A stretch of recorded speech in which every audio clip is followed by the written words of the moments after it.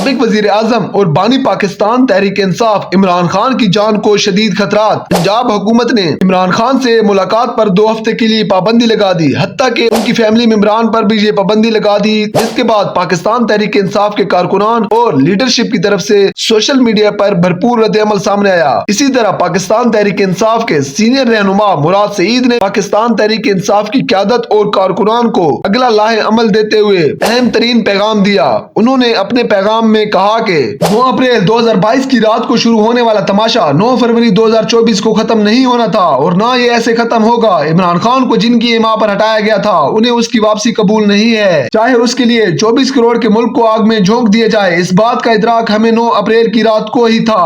9 فروری کے بعد صرف ہمارے خدشات پر ایک اور تصدیقی مہر ثبت ہوئی ہے۔ امریکہ کو ایبسولوٹلی ناٹ بولنا، یوکرائن جنگ میں یورپی یونین کی ہم نوائی نہ کرنا، اسرائیل کو تسلیم کرنے سے انکار کرنا اور ہندوستان کی اجارہ داری کے سامنے سر تسلیم خم نہ کرنا عمران خان کے وہ جرائم ہیں جو بیرونی طاقتوں کے لیے تو ناقابل قبول ہیں ہی، مگر ان کے اندرونی موروں کی بقا بھی اسی میں ہے کہ عمران خان کے نام کی کوئی تلوار ان کی بیش بہا اور آئین و قانون سے مبرا طاقت پر نہ لٹکتی رہے۔ 2 سال کی بدترین فسطائیت اسی امید پر تھی کہ عمران خان پیچھے ہٹ جائے گا یا یہ عوام تھک جائے گی۔ اس دوران یہ کوشش بھی مستقل جاری رہی کہ عمران خان نام کا کانٹا ہی نکال دیا جائے۔ ایک بار نہیں کئی بار عمران خان پر حملہ کیا گیا اور اب جب سے عمران خان کو پابند سلاسل کیا گیا ہے، ہر ایک لمحہ اسی مقصد پر عمل درآمد کی منصوبہ بندی میں صرف ہو رہا ہے۔ میں متعدد بار یہ اشارہ دے چکا ہوں اور اب مزید واضح کر رہا ہوں، اس ملک پر قابض خدائی کے دعویداروں کا فیصلہ ہے کہ عمران خان کو نومبر سے پہلے رستے سے ہٹانا ہے۔ زندگی اور موت اللہ کے ہاتھ میں ہے۔ جس ذات نے آج تک عمران خان کی زندگی کی حفاظت کی ہے وہ انشاءاللہ آگے بھی کرے گی، مگر عین ممکن ہے کہ 18 مارچ 2023 کی طرح اس مرتبہ بھی وسیلہ اللہ نے اس کی قوم کو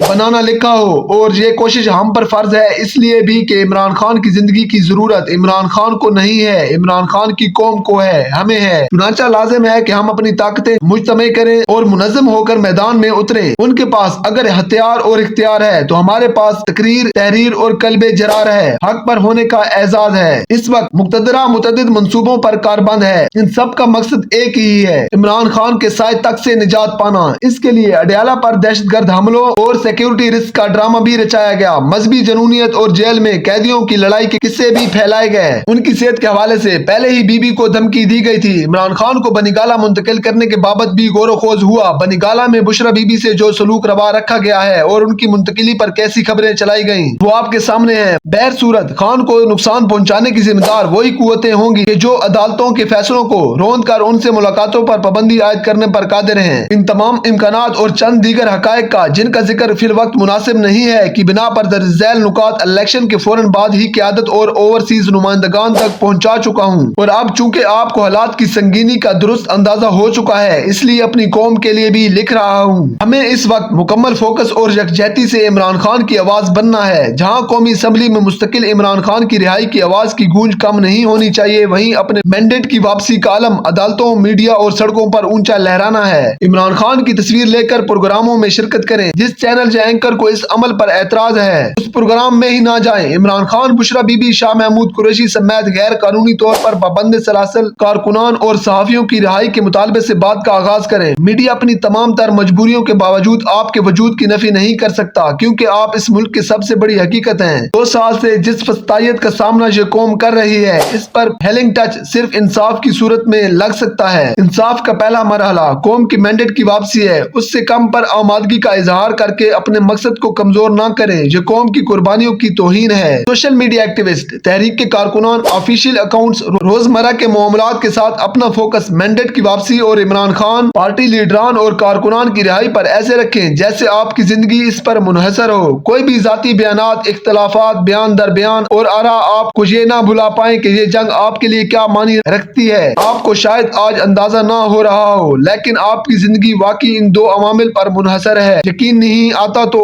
ان قوموں کو دیکھ لیں جن کی شہ رگ میں فسطائیت پنجے گاڑ چکی ہے۔ آپ کو ان کے چہروں پر زندگی کی شاید ہی کوئی رمق دکھائی دے گی۔ جہاں ظلم کے اندھیرے گہرے ہونے کے اندیے دیے جا رہے ہیں، لازم ہے کہ ہم اتنے ہی دیے روشن کریں۔ جو لکھ سکتا ہے لکھے، جو بول سکتا ہے بولے، جس کے احتجاج کی سکت ہے وہ ان میں شرکت کرے، لیکن جس تحمل کے ساتھ یہ عمل آپ 2 سال سے جاری رکھا ہے اس صبر کا دامن ہاتھ سے نہیں چھوٹنا چاہیے۔ مد مقابل شفاق بھی ہے اور وہ اپنی کارروائیوں کے الزام آپ پر دھر کر آپ کے لیڈر کو نقصان پہنچا سکتا ہے، اس لیے ہوش اور فوکس۔ جو بیرون ملک ہیں وہ دنیا کو جگائیں۔ یاد رکھیں جمہوری معاشروں میں حکومت عوام کو جواب دہ ہوتی ہے، وہ ایک حد تک ہی ان کے جبر اور غیر آئینی اقدامات سے چشم پوشی کر سکتی ہے۔ آپ کے پروگرامز، احتجاج، سوشل میڈیا پر آپ کی تحریکیں پرزور ہونی چاہیے۔ یاد رکھیں عمران خان آپ کا وقار ہے، دنیا میں آپ کی عزت کا ضامن ہے۔ جن محفلوں میں آپ پر دہشت گردی کے لیبل لگتے رہے وہاں وہ آپ کا مقدمہ لڑا ہے، جو کبھی کسی کے سامنے نہیں جھکا تھا، فقط آپ کے حق کے لیے سوالی بنا ہے۔ سب سے بڑی اور اہم ذمہ داری اس وقت وکلاء پر ہے۔ وکلاء قیادت بار کونسلز کے ذریعے عدلیہ کو جھنجھوڑیں۔ ملک میں 2 سال سے جو آئین و قانون کا مذاق بنا کر رکھ دیا گیا ہے اس پر شور مچائیں۔ انسانی حقوق کی تنظیموں کو ان روگردانیوں سے آگاہ کریں جن کے ذریعے